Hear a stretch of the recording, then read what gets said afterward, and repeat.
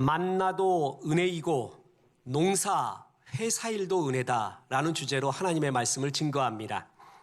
인생에는 특별한 날이 있고요. 일상적인 날이 있습니다. 올해에도 우리들은 특별한 어떤 날을 맞이할 때가 있고 일상적인 날이 더욱더 많을 것입니다. 그리고 성도에게 주시는 주의 축복은 특별한 날에는 특별한 은혜가 있고요. 일상적인 날에는 일상적인 은혜가 있다라는 것입니다. 특별한 은혜도 은혜고 일상적인 은혜도 은혜입니다. 하나님은 은혜를 사모하는 자에게 주의 은혜를 더 부어주시고요. 주의 복으로 함께 하십니다. 이 두 가지 축복이 가득하기를 주 예수의 이름으로 축원합니다. 첫째, 오늘 본문은 만나와 같은 특별한 은혜가 있다라는 것을 종들에게 가르쳐 줍니다. 약속의 땅 가나안으로 들어가기 전에 이스라엘 백성은 40년 동안 광야 생활을 하게 됩니다. 광야는 여러 의미가 있지만 하나님만 철저하게 의지하는 훈련을 하는 곳입니다.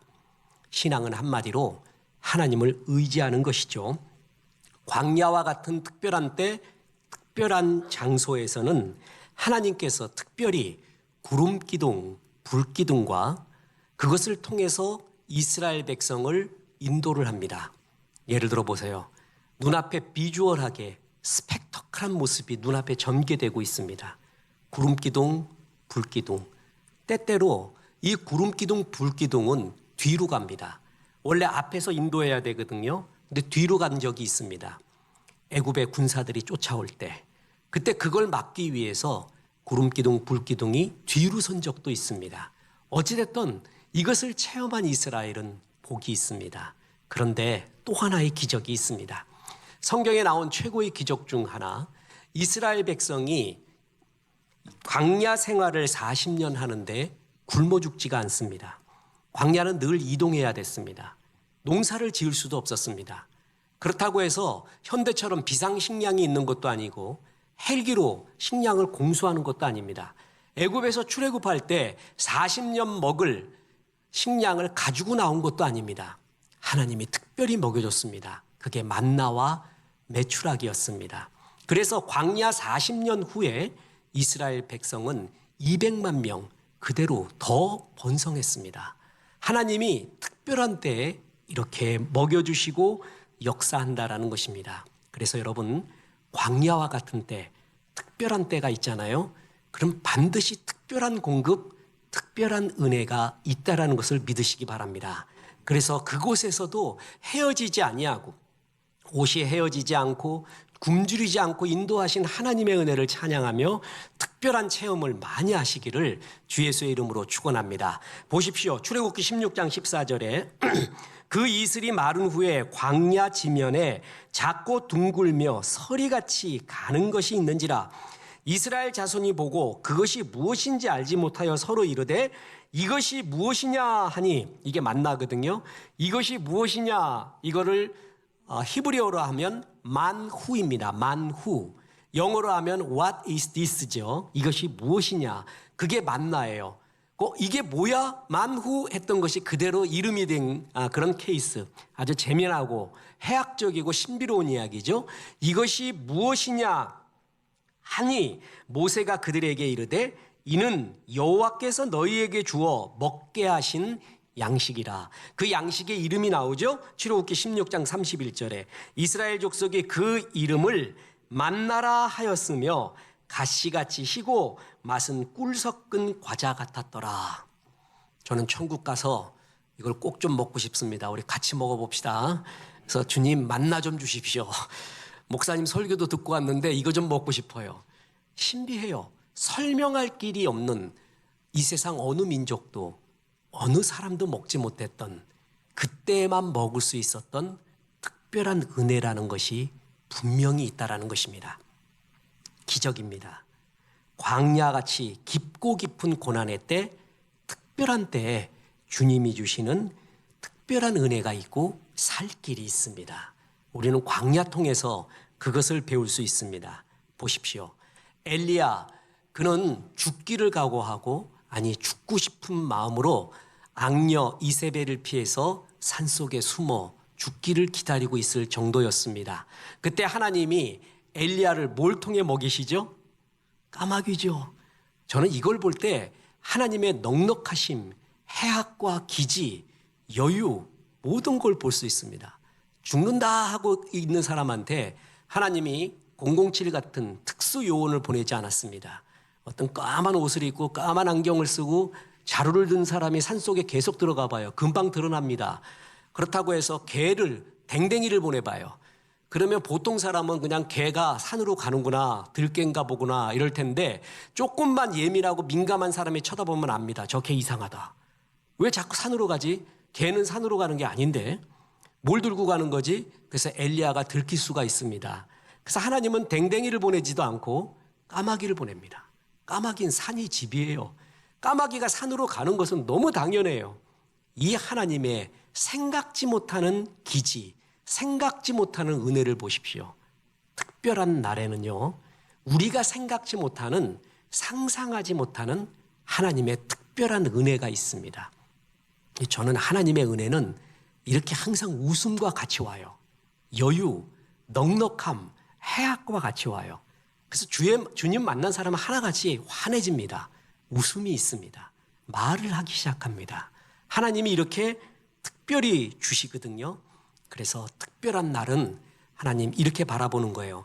나한테 이런 날이 오다니, 이런 어려움이 오다니, 우리에게 코로나가 무엇인가, 그걸 넘어서세요. 주님, 특별한 날에는 특별히 주시는 주의 은혜가 있는 줄로 믿습니다. 주님, 그게 무엇입니까? 이때만 체험할 수 있는 주의 은혜가 뭡니까? 그게 적극적인 신앙이고 은혜 받는 신앙이에요.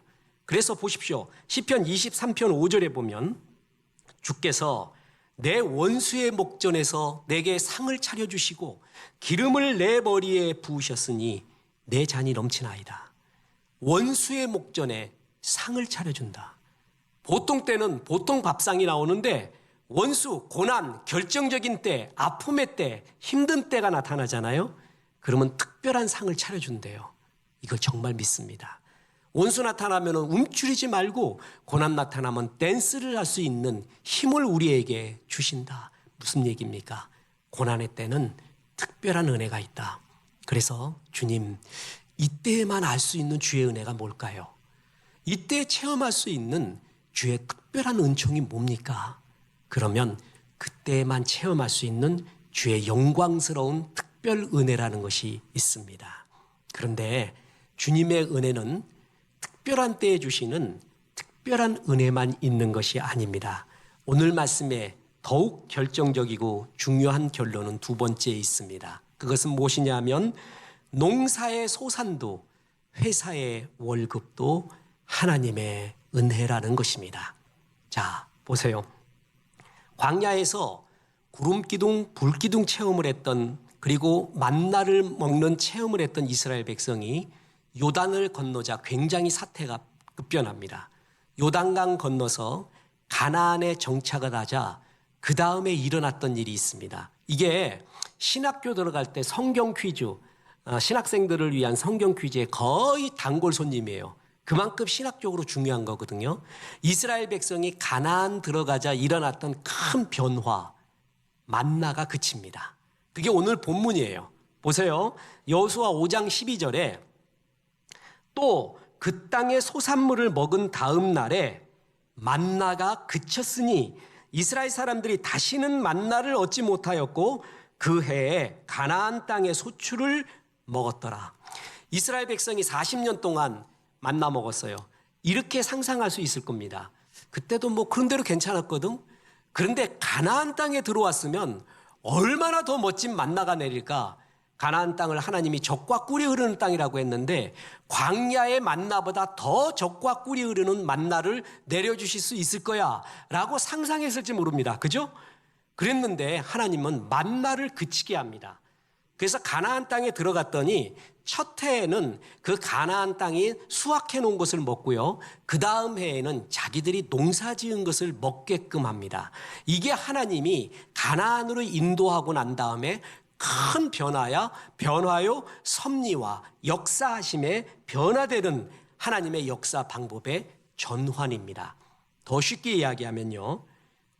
특별 은총에서 일반 은총으로 성숙의 모습으로 변화해 간다라는 것입니다. 하나님께서 우리가 연약할 때, 특별할 때는 특별한 은혜를 분명히 부어줍니다. 그런데 우리가 성숙하면 성숙할수록 특별 은혜보다는 일반 은총, 일반 은혜를 통해 역사하십니다. 그래서 신앙, 처음에는 기적으로 일하시다가 나중에는 일상 속에서 하나님의 말씀으로 역사하시는 경우가 더욱 많아진다라는 것입니다. 광야에서는 만나로 인도하셨는데 이제 가나안에서는 농사를 지으라고 합니다. 특별 은총에서 일반 은총으로 넘어가는 것입니다. 자, 보세요. 우리가 초등학교, 주일학교 학생들이 기도할 때 보면 유치 찬란한 기도가 많습니다. 근데 신비하게 이루어져요. 하나님, 내일 소풍 가는데 비 안 오게 해주세요. 그러면 안 와, 진짜. 이런 경험 정말 있어요. 하나님, 돈이 없는데 좀 주세요. 그것도 금방 채워져요. 하나님, 누구 만나고 싶은데 만나게 해주세요. 금방 돼요. 이런 신비한 경험들을 하고 우리가 신앙 초창기에도 이런 신비한 기적 같은 체험도 많이 합니다. 그런데 시간이 조금씩 지날수록 기적이 없어져요. 통계를 내보니까 무한대로 갈수록 점점 기적이 약해져요. 그러면 하나님이 나를 더 사랑하지 않거나 믿음이 약해져서가 아니라 이제는 그런 기적이 없어도 잘 믿기 때문에 더욱 성숙된 믿음으로 우리를 인도하고 있는 것입니다. 그게 일반 은총이에요. 그래서 진짜 신앙의 고수는 특별 은혜는 다 안다니까요. 하나님 역사하신 거. 근데 일반 은총 가운데 하나님의 기적을 보고 감동을 보고 감사할 줄 아는 것.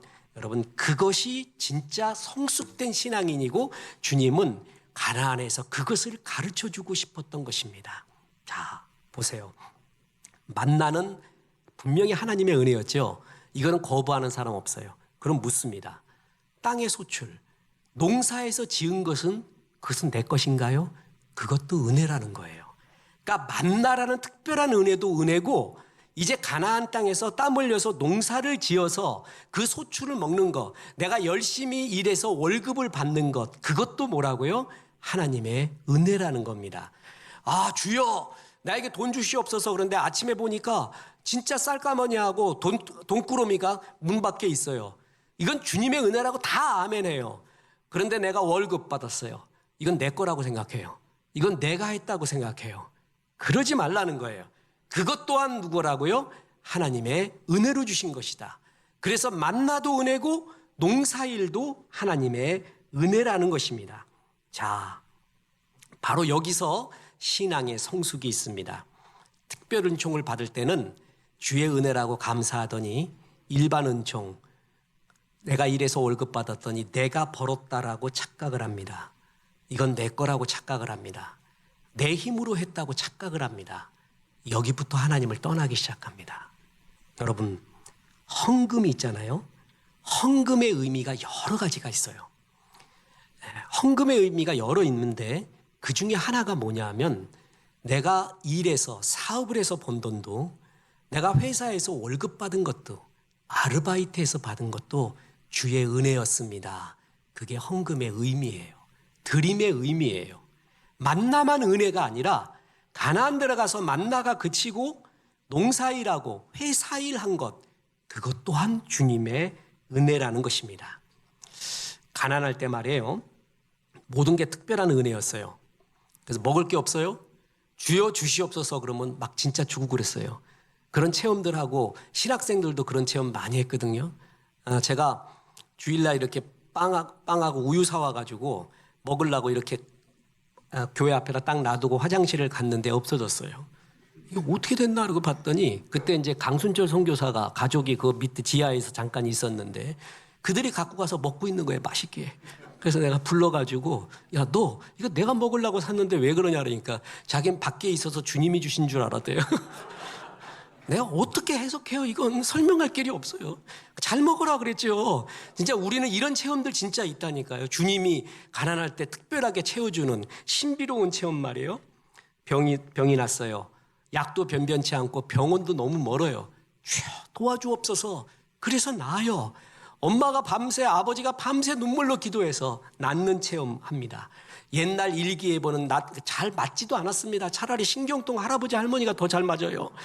그런 가운데 내일 소풍 가고 중요한 날 있으면 날씨 좀 굳게 안 해달라고 기도하고 또 기도합니다. 그러니 또 그런 체험 있어요. 천수답 아시죠? 빗물에만 의존하는 그런 농사법이었을 때는 농부 크리스찬들이 기도하고 기도해서 농사 지었어요. 그래서 주의 은혜인 줄 알았어요. 그런데 이제 넉넉해졌습니다. 등록금도 기도 안 하는데도 나와. 몸 아프다 그러면 기도 안 하고 약국 가고 병원 가도 나아. 주님이 점점 없어져요. 주님, 옛날에는 기도하고 기도해서 얻었는데 일반 은총, 하나님의 축복인 일반 은총이 넓어지니까 점점 하나님을 잊어가고 있는 거예요. 가나안에서 그러지 말라는 거예요. 농사의 소출도 주의 은혜다라는 것이에요. 보세요. 저는 진짜 제가 알고 있는 유명한 목사님 3분이 새벽 기도에서 자기 아내를 다 만났대요. 새벽 기도를 하고 주여 아내를 주옵소서. 어떤 사람이 주님이 택해 주신 사람입니까? 기도했더니 눈 뜨고 보니까 어떤 처자가 기도하고 있는데 그렇게 이뻐 보이더래요. 그래서 실제로 2분이 그렇게 해서 택했어. 그래서 목사님 진짜 그게 맞은 것 같습니까? 그러니까 원래 새벽 기도하면 눈이 침침해. 그래서 다 이뻐 보인대. 근데 거기서 기도하는 처자가 그렇게 이뻐 보였대요. 그래서 결혼하고 이런 케이스가 진짜 있거든요. 요즘은 크리스찬도 만남 사이트 있는 거 아세요? 만남 사이트. 그럼 묻겠습니다. 새벽 기도에서 기도했어요. 거기 있는 처자를 주님 택해 주신 걸로 믿습니다 하고 얻었어요. 굉장히 특별한 은혜죠. 그건 은혜고 크리스찬 만남 사이트에서 만난 배우자는 은혜가 아닙니까? 그것도 은혜라는 거예요. 하나님이 역사하는 방법이요. 특별히 역사하는 것도 있고 일반 은총을 통해 역사하는 것도 있는 거예요. 근데 우리는 너무 특별한 것만 은혜다라고 생각하지 말라는 거예요. 일반적으로 역사하시는, 그래서 성숙은 특별해서 일반으로 가는 거예요. 일반 은총에서 더 주의 은혜를 알고 더 감사하고 거기서 기적을 보고 주의 은혜에 감동하고 주의 은혜를 갈구하는 것, 그것이 이제 진짜 신앙이 성숙해 가는 것이에요. 우리 특히 한국은요, 이런 부족함의 신학, 어떤 분은 이거를 마이너리티 신학이라고 표현합니다. 그건 굉장히 잘해요. 부족할 때, 고난받을 때 신학은 굉장히 강합니다. 마룻바닥에 그냥 주저앉아 기도하는 거예요. 불타게 기도하는 거예요.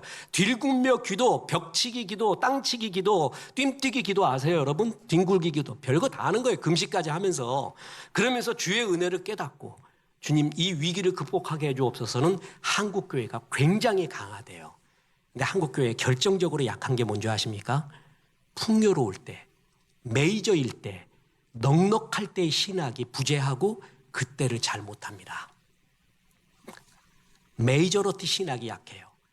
다수가 되었을 때, 힘을 가졌을 때, 주력이 되었을 때 어떻게 해야 되는가?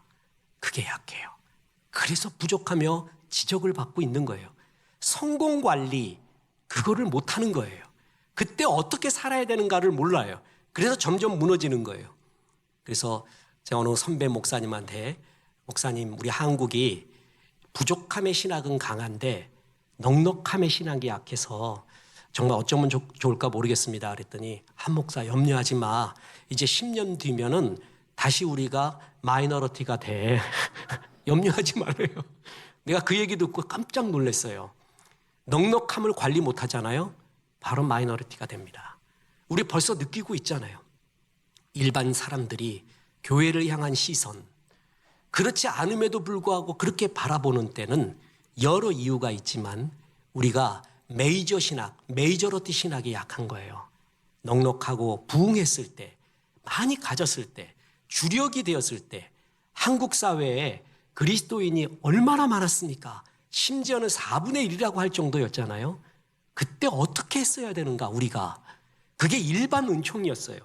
특별한 날, 고난의 때 왔을 특별 은총은 우리가 강해요. 이게 주의 은혜라고 그래요. 그러나 일반 은총인 것은 은총으로 알지 못해요. 자기가 했대요. 그러면서 하나님의 은혜를 신명기 8장처럼 잊어버리고 그것을 하나님 앞에 관리를 못했을 때 우리가 그 값을 받고 있는 것입니다. 저는 성경 통독을 하면서요, 또 하나의 신비로운 것을 발견하였습니다. 요셉 이야기 우리 너무 좋아하잖아요. 요셉 이야기 그러면 목사님이 요셉 그러면 나오는 설교가 쫙 있습니다. 어떤 설교를 할 것인가가 거의 나와요. 우리 교회에 이제 기독교 방송에서 사역을 했던 성도가 왔잖아요. 이분이 하는 일 중에 하나가 목사님 설교를 한 20편을 계속 분석하고 이렇게 줄이고 뭐 하는 그런 걸 했었나 봐요. 너무 참 흥미로운 소리를 해요. 본문 딱 하면 예화가 뭐가 나오고 그 다음에 뭐 나올지 거의 다 안 되겠대. 무슨 얘기인지 아시겠어요? 그만큼 우리가 요셉 하면 전형적으로 나오는 교훈들이 있어요. 근데 저는 참 이것이 신비로운 교훈이라고 느끼고 있는 것이 있습니다. 자, 보세요. 요셉에 대한 이야기는 창세기 37장에서 50장까지 14장이 나옵니다. 그 중에 38장은 유다에 대한 거예요. 하나님이 유다를 기쁘시게 봅니다. 그는 회개의 열매를 진짜 맺은 사람이에요. 참 이 회개의 기회라는 것이 중요하거든요. 회개는 하나님이 기회를 줘요. 그때 열매를 맺어야 돼요. 유다는 확실하게 회개의 열매를 맺어서 다시금 복귀가 되는 케이스가 됩니다. 그래서 창세기 38장은 요셉 이야기 중에 들어가 있는 유다 이야기예요. 그래서 그걸 뺍시다. 그러면 요셉 이야기는 총 13장이 됩니다. 그죠? 13장 중에 우리가 요셉 이야기에서 제일 많이 설교 들은 게 있어요. 요셉이 뭐 팔려가고 광야의 구덩이에 있고 보드발의 집에 있고 또 고난당하고 감옥 가고 그 얘기가 뭐냐 하면 37장부터 41장 전반부까지 총 몇 장이냐 하면 4개 장이에요. 요셉의 고난의 이야기는 4개 장이고요. 그 다음 이야기 아까 총 13장이라고 그랬잖아요. 10장에서 11장까지가 뭐냐면 2배가 넘는 수가 뭐냐면 요셉이 총리가 된 다음의 이야기입니다. 더 쉽게 이야기해서 요셉의 고난의 이야기보다 요셉이 총리가 된 다음의 이야기가 더 많이 성경이 기록하고 있어요. 하나님은 거기에 방점을 더 많이 둔다는 거예요. 더 쉽게 이야기해서 요셉이 총리가 되고 난 다음에 어떻게 했는가, 어떻게 통치하고 어떻게 용서하고 어떻게 사람들을 화합하고 이스라엘을 만들었는가, 그 이야기가 요셉이 고난받을 때의 이야기의 2배라는 것입니다. 근데 우리는 요셉이 총리 대신이 되고 난 다음에 메저러티 신학보다는 요셉이 고난받을 때의 마이너러티 신학에 더 항상 초점이 많아요. 그게 한국인들의 특성 중에 하나예요. 그렇게 고난받는 부족함의 신학 쪽으로 가거든요. 근데 성경의 실제 관점이 보니까 요셉의 고난보다는 요셉이 풍부해지고 총리 대신 되고 난 다음에 이야기가 2배 이상이나 많다라는 것이죠. 그 얘기가 뭡니까?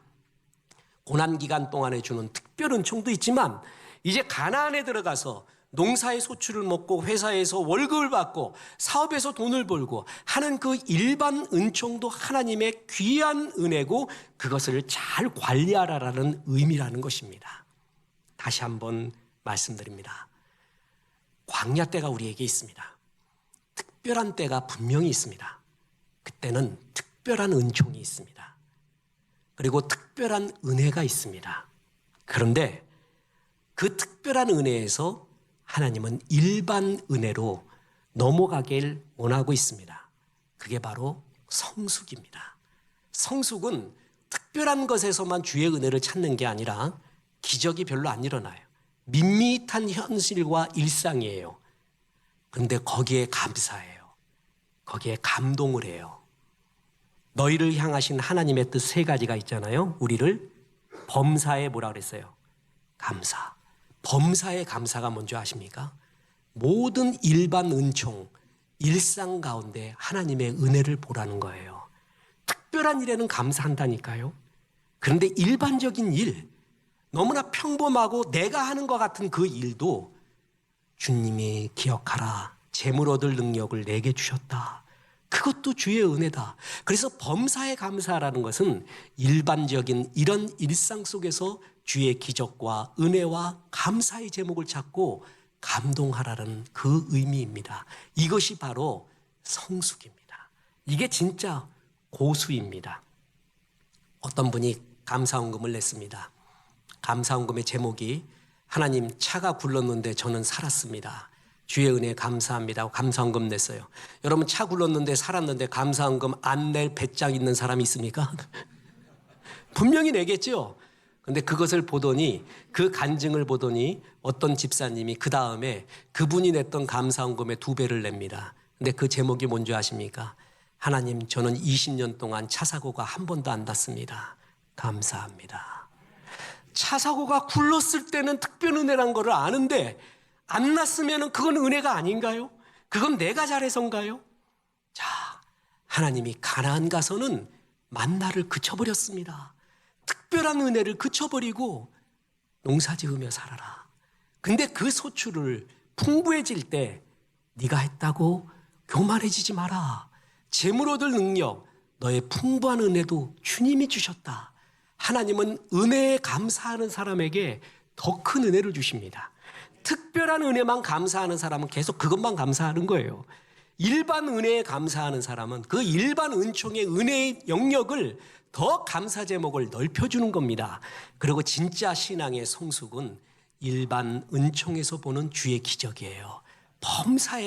범사에서 보는 감사의 제목이고 은혜라는 것이죠. 보십시오.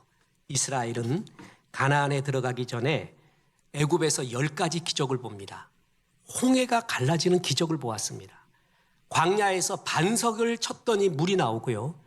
구름 기둥과 불 기둥이 인도하는 걸 보았고요. 만나와 메추라기 하나님이 보내주신 것을 먹었습니다. 이 정도 되면 막강한 믿음이 돼야 되지 않습니까? 늘 불평합니다. 늘 불만합니다. 그것이 창조적인 불평과 불만도 아닙니다. 늘 불평과 불만, 부정적인 말이 입에 배어 있고 삶에 배어 있습니다. 그 특별 은총을 다 체험했는데도 말입니다. 그 사람들 하나도 가나안 못 들어가게 만들어버립니다. 여호수아와 갈렙 빼놓고 2세대만 들어갑니다. 그 특별한 은총이 내 믿음을 강하게 해주는 줄 아닙니까? 어떤 사람은 정말 그 기적을 체험해서 강해졌죠. 근데 어떤 사람은 이 체험을 하고도 하나도 믿음이 없어진 거예요. 계속 불평하는 거예요. 불만하는 거예요. 그런데 그런 기적을 체험 못했어요. 그런데도 이 일상적인 일 가운데 주의 은혜를 항상 느끼는 사람, 그 기적을 보는 사람. 목사님, 저는 기적을 많이 체험 못하는데요. 성숙하니까 그거 안 보여줘도 충분히 믿음 생활하고 감사하고 더 감사하니까 그 사람은 그거 별 필요 없는 거예요. 하나님이 그를 참 인정하는 거예요. 그거, 야, 너 그거 그러냐? 그걸 가끔 정말 필요할 땐 내가 주지. 근데 너 그런 체험 안 해도 하나님 잘 믿잖아. 너 어린 나이 아니잖아. 내가 말씀 안에 있고 말씀이 내 안에 있고 그 성숙된 신앙 얼마나 좋습니까? 저는 이 성숙된 신앙의 시심을 갖고 있었던 한 사람의 시를 소개하고 마칠까 합니다. 그의 이름은 윌터 휘트만입니다.